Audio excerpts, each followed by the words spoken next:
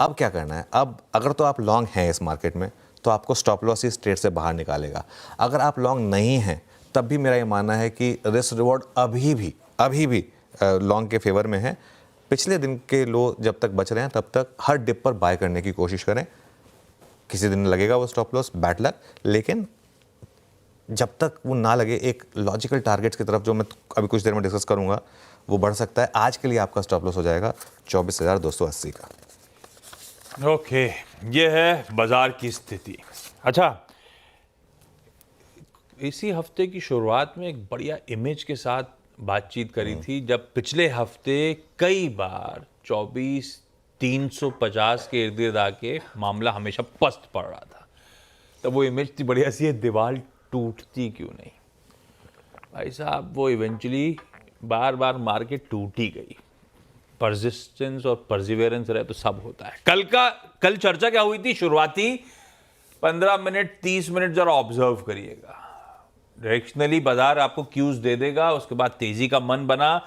हमारा पहला रेजिस्टेंस वही दीवार थी 24,350 24,400 की, और ये बात हुई थी एक बार 24,400 के ऊपर गया तो 24,500 तक का रास्ता खुलेगा, और 24,500 के करीब 480 490 के जोन तक जाता हुआ नजर आया।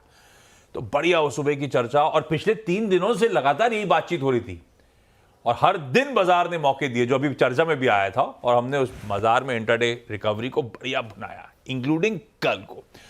तो कल वो टारगेट जो आपने सेट करे थे, एक तो दीवाल के बियॉन्ड वो 24,500, टेक्निकली हम वो खड़े हुए हैं वहीं पे, बिल्कुल वो कल टच कर लिया।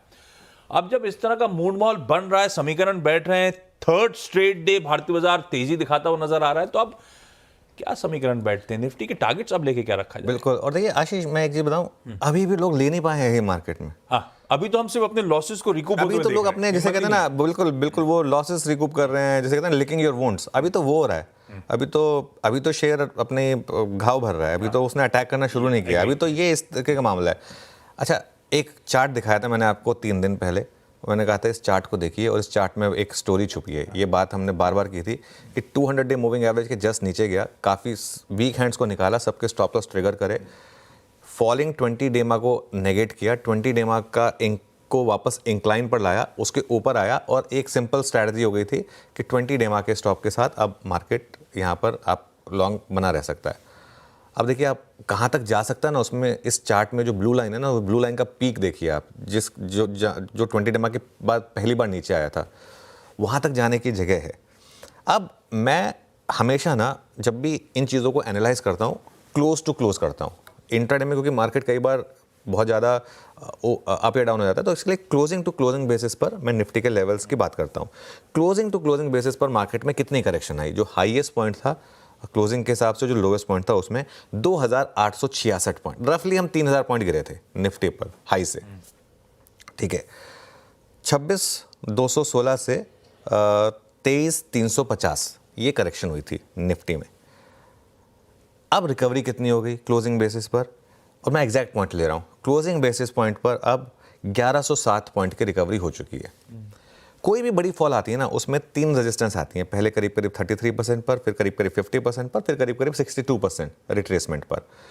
तो 50% रिट्रेसमेंट जो होती है, जो पूरी की पूरी गिरावट की 50% रिट्रेसमेंट होती है, वो लेवल आता है अब 24,800 पर। जो मैं बार बार आपको 3-4 दिन से जो लेवल मेंशन कर रहा हूँ 24,800, वो क्या है? वो 50% रिट्रेसमेंट लेवल है।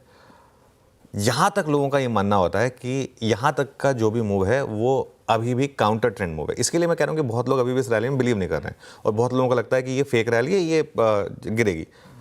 वो उनका भी हो सकता है, और हो सकता है वो सही भी हो, लेकिन एज ए ट्रेडर आपको कहाँ तक का मूव मिल सकता है, आपको ये सोचने की जरूरत है। तो 24,800 तक का एक मूव मिलने की तैयारी हो रही है यहाँ पर। और एक बात इसमें मैं ऐड कर दूँ, मार्केट का जो सबसे बड़ा कंपोनेंट है निफ्टी बैंक, वो ऑलरेडी 50% पर नहीं रुका, वो ऑलरेडी 50% से ज़्यादा रिकवरी दिखा चुका है। और अगर बैंक निफ्टी यहाँ पर 53,500, तो मुझे लग रहा है कि एक शायद आना चाहिए यहाँ पर। अगर 53,500 पर बैंक निफ्टी नहीं रुका इस स्विंग में, तो सीधा फिर नया हाई बैंक निफ्टी पर, जो शायद लास्ट वीक ऑफ दिसंबर या फर्स्ट वीक ऑफ जनवरी, इसमें एक पॉसिबल है। इसमें थोड़ा सा आपको आरबीआई का भी तड़का मिलने के एक्सपेक्टेशन रहेंगी। तो इसके लिए ये मेरा व्यू है, मैं गलत हो सकता हूँ, अगर मैं गलत हूँगा तो हम उसको स्क्रीन पर ऑब्जर्व करेंगे। मैं ये नहीं कह रहा कि किसी और जिसने नेगेटिव व्यू लिया है वो गलत है। मेरा व्यू ये है कि मार्केट में अब जो व्यू है वो थोड़ा सा पॉजिटिव साइड करेगा, जिसने 3 दिन से आपको रिवॉर्ड भी करके दिया है। नहीं, ड्यूली रिवॉर्ड कर रहा है। थर्सडे ऑनवर्ड्स वो व्यू जो है, थ्योरी जो है, बढ़िया रिवॉर्ड कर रही है हम सबको। खैर, आता हूं निफ्टी बैंक की डिटेल स्ट्रैटेजी पर। उससे पहले आज के अब समीकरण समझ लेते हैं। पहले ग्लोब की चर्चा। गिफ्ट निफ्टी फ्लैट, कल की क्लोज के इर्द गिर्द 10-15 पॉइंट दबाव के साथ खुलने की इंडिकेशन दे रहा है। ऐसे ही मूड वैसे एशिया का है। लार्जली सारा एशिया लाल में ट्रेड कर रहा है। दक्षिण कोरिया वो रीजन था, पता नहीं, पर है सब ठंडा सा मामला लार्जली। ऐसे में अच्छा, यूएस का हैंडओवर भी स्क्रीन पर रख देता हूं। मिला जुला सा हैंडओवर था। तो फिर ग्लोब के लिए, ग्लोब के जो क्यूज हैं वो हमारे लिए कैसे हैं वो समझ लेते हैं। दक्षिण कोरिया के जो इश्यूज थे वो पॉजिटिव हो सकता है इंडियन इक्विटीज के लिए, इंडियन मार्केट्स के लिए, वो अपन ने समझ लिया था। लेकिन नेट मूड कैसा लग रहा है? नेट मूड अच्छा है। यूएस मार्केट तो लगातार न्यू हाई बना ही रहे हैं, उनको तो कुछ चीज़ का फर्क पड़ ही नहीं रहा। 55th time new high S&P 500 ने, और वो जो वहाँ का जॉब ओपनिंग है 7.52 मिलियन से बढ़कर 7.74 मिलियन आया, और जो रिट्रेंचमेंट हुई है उसमें भी थोड़ी सी कमी आई है, तो ये पॉजिटिव है। बस एक चीज़ है, सिटी ग्रुप ने एक चीज़ कही है कि यूएस मार्केट अब वन साइडेड हो चुका है। यूएस मार्केट में कोई तैयार नहीं है गिरावट के लिए, तो वो एक रिस्क हो सकता है, लेकिन उसके लिए ट्रिगर चाहिए होगा। आशीष, हमेशा मैं बोलता हूँ overbought, US market extremely overbought है। इससे ज़्यादा ओवरबॉट यूएस मार्केट मैंने अपनी हिस्ट्री में नहीं देखी है, अपनी लाइफ में नहीं देखी है मैंने। तो एक्सट्रीमली ओवरबॉट है यूएस मार्केट, लेकिन कहीं से ट्रिगर मिलेगा या नहीं मिलेगा ये पता नहीं। थोड़े जॉब्स आंकड़े आने वाले हैं। ये I don't think Korea issue होने वाला है अमेरिका के लिए। उससे कहाँ, मतलब कोरिया फार ईस्ट में, यूएस फार वेस्ट में, मतलब फ्रैंकली उनसे मुझे लगता है उससे कुछ 1.5-2% तो गिरे हैं। एग्जैक्टली खुद की मार्केट गिरी नहीं तो कोई और क्यों परेशान होगा वहाँ से। कुछ फेड ऑफिशियल्स के बयान आए, और मैरी डेली ने कहा है कि दरें घटनी चाहिए, लेकिन दिसंबर में घटेंगी इसकी गारंटी नहीं है। और एक और हैं एड्रिना कुगलर, उन्होंने कहा है कि अभी भी हमारा जो टारगेट था इन्फ्लेशन का वो नहीं आया है 2% के नीचे।